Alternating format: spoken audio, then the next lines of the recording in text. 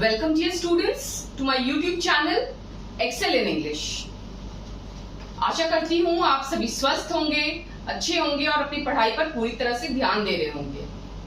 आज की वीडियो के माध्यम से हम प्रीपोजिशंस के बारे में बात करेंगे। प्रीपोजिशंस में कई वर्ड्स होते हैं, उनमें से कुछ वर्ड्स में काफी मिस्टेक्स बच्चों से होती हैं, उन्हीं के बारे में आज हम बातें करेंगे। प्रीपोजिशंस क्या होता है?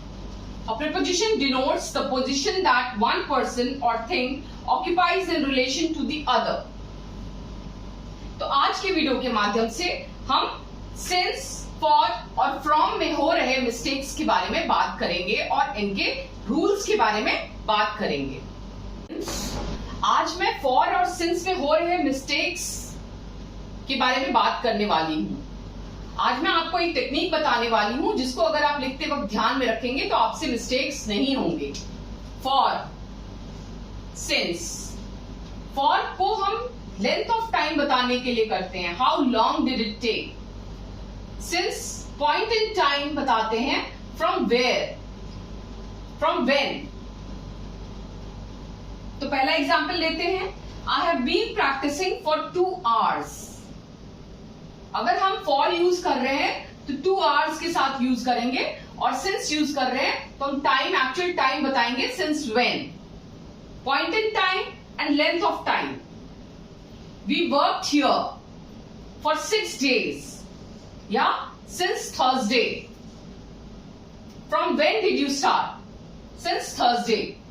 The shop has been open for 4 weeks since June 30। We know her for 20 years since 2004. They have lived there for 6 months since Diwali. He has been in India for 40 years since he was born. So आप इन examples के through आप समझ सकते हैं कि for जो है वो लेंथ ऑफ टाइम के बारे में बात करता है और since जो है पॉइंट इन टाइम के बारे में बात करता है। तो आप for और since लिखते वक्त इस टेक्निक को दिमाग में रखेंगे तो आपसे मिस्टेक्स होने की संभावना काफी कम हो जाएगी। फ्रॉम का यूज हम कब करते हैं? From is generally followed by to और टिल। जैसे for example, we play from 5 PM to 6 PM। From is generally followed by to. Will your school remain closed from tomorrow till the 15th of August? Till।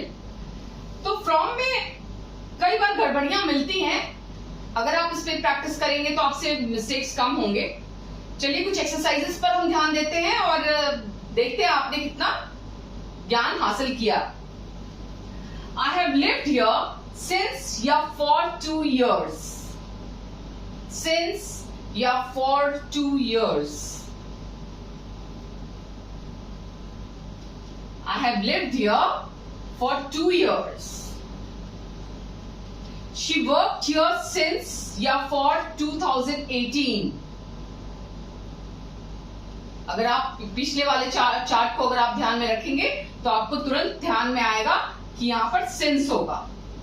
Last वाला exercise आपके लिए है, आप comment box में comment करके बताइए कि answer क्या होना चाहिए।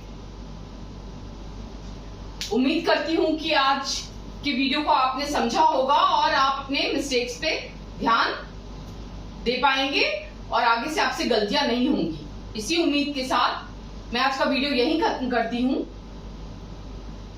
आप मेरे वीडियो को लाइक करें, चैनल को सब्सक्राइब करें, आप कमेंट्स बॉक्स में अपने कमेंट्स डालें।